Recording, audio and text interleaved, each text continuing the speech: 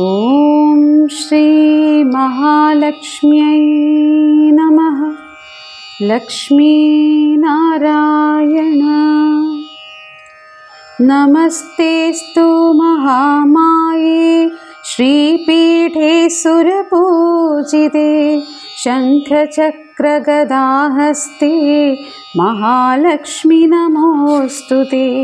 नमस्ते गरुडारूढे कोलासुरभयङ्करी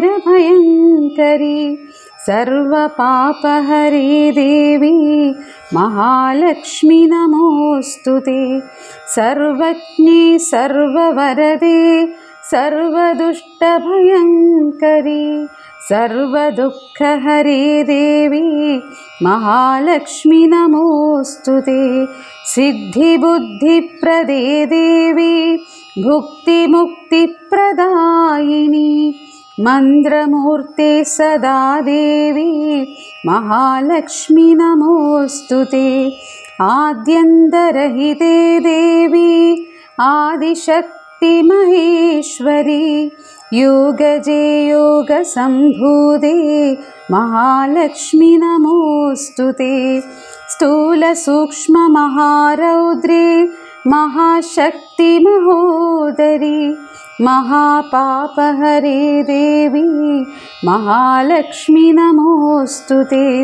पद्मासनस्थिते देवी परब्रह्मस्वरूपिणी परमेशी जगन्माता महालक्ष्मी नमोऽस्तुते।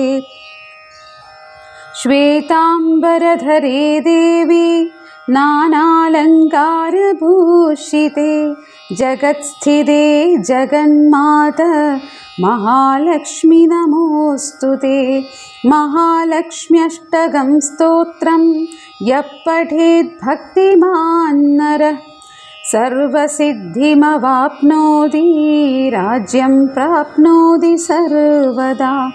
आयुर्देहि धनं देहि विद्यां देहि महेश्वरि समस्तमखिलाण्डेश्वरी देहि मे परमेश्वरी।